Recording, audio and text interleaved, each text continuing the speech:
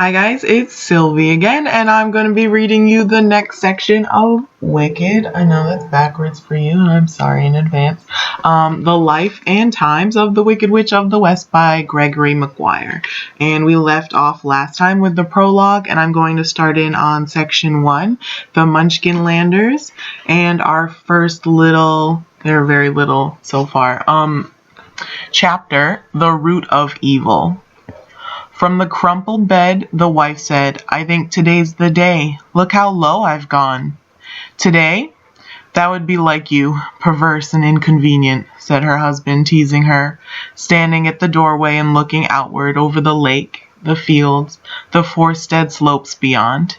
He could just make out the chimneys of rush margins, breakfast fires smoking. The worst possible moment for my ministry, naturally. The wife yawned. "There's not a lot of choice involved, from what I hear. Your body gets this big and it takes over. If you can't accommodate it, sweetheart, you just get out of its way.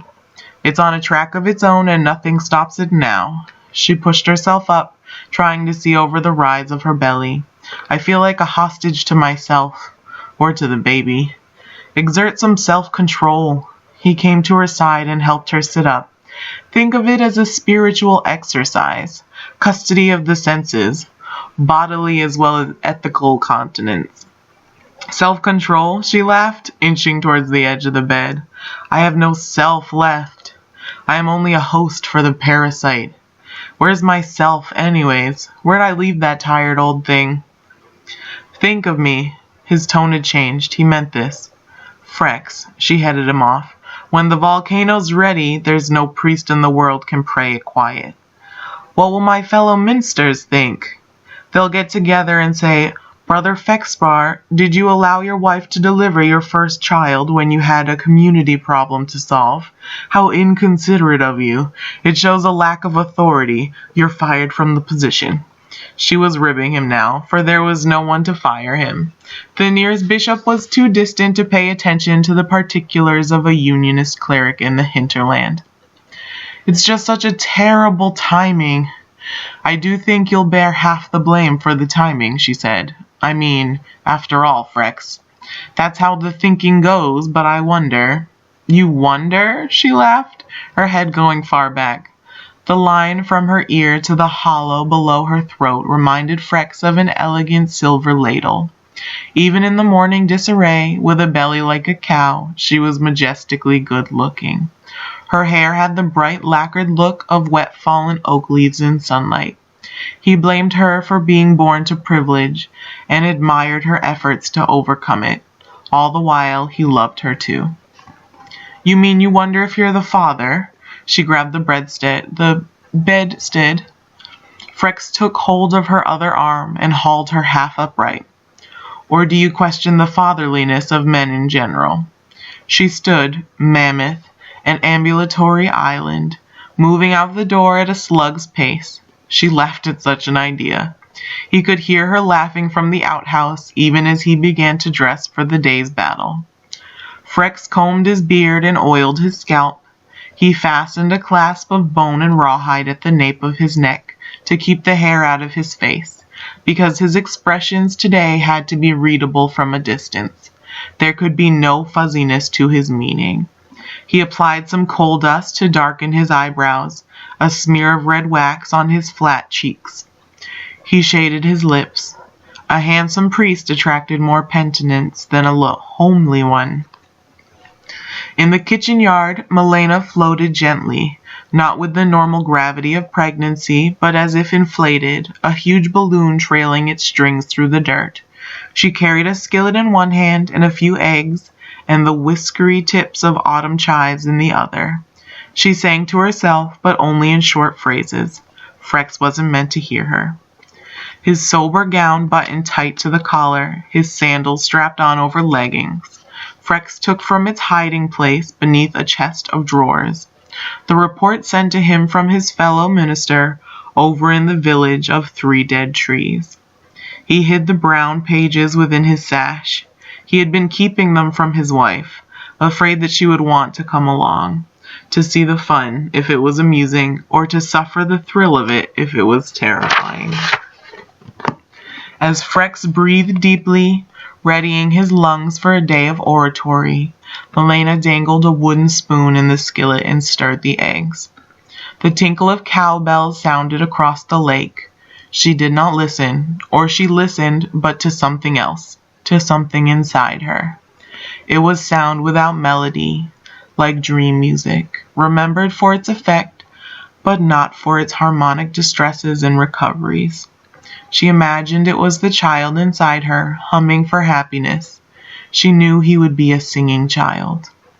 Milena heard Frex inside, beginning to extemporize, warming up, calling forth the rolling phrases of his argument, convincing himself again of his righteousness.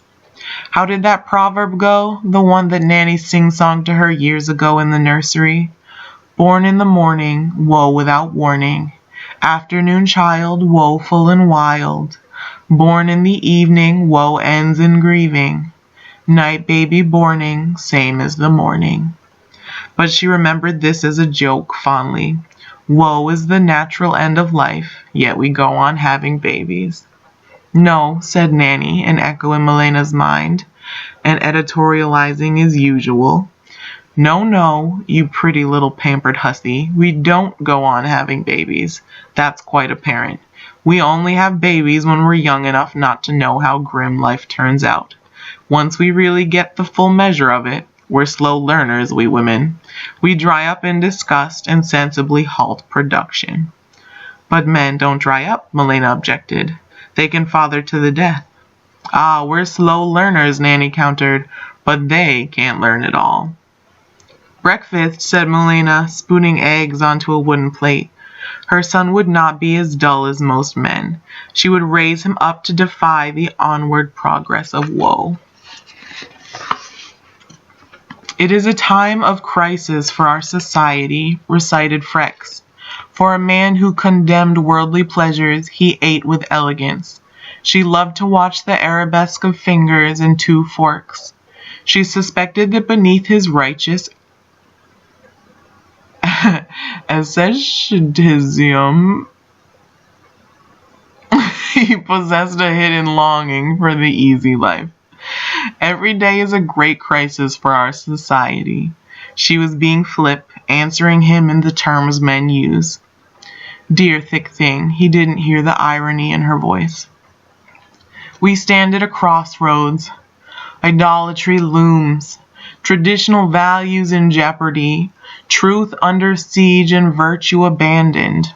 He wasn't talking to her so much as practicing his tirade against the coming spectacle of violence and magic. There was a side to Frex that verged on despair, unlike most men.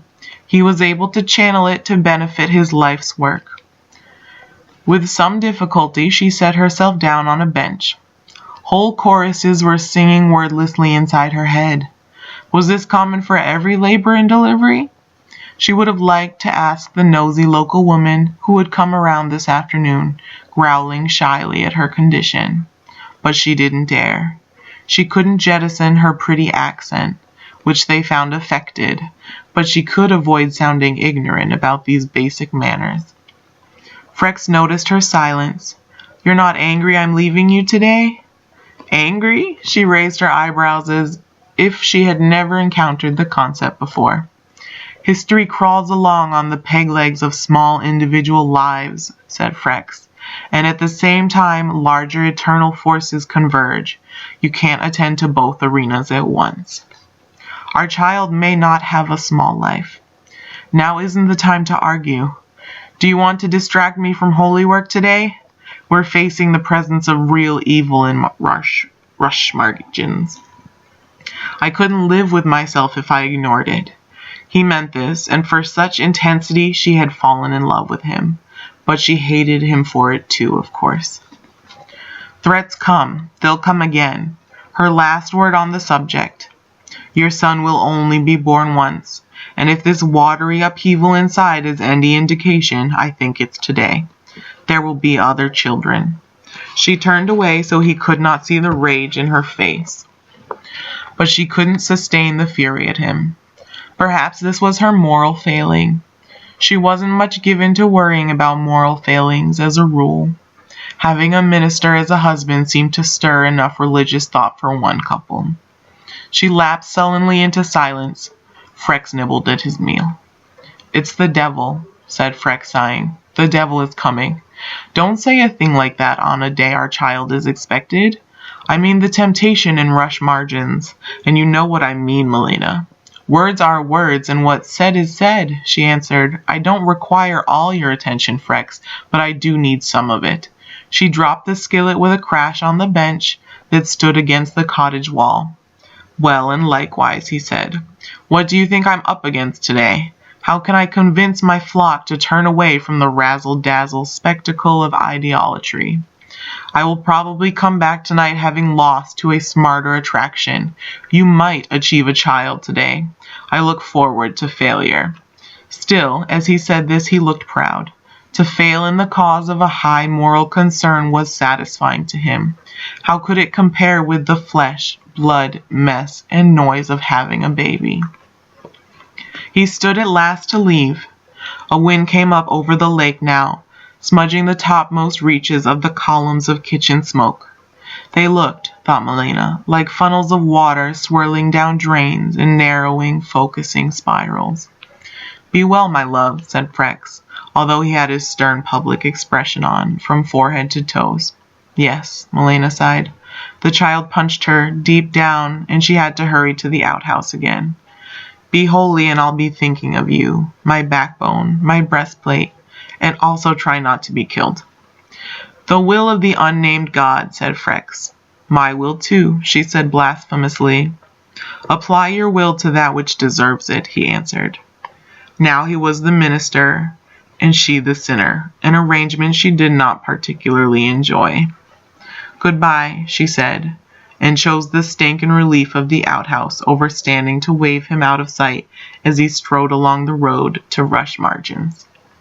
And that's the end of the first chapter in the first section, and I will read you guys the next chapter next time. Thanks for listening.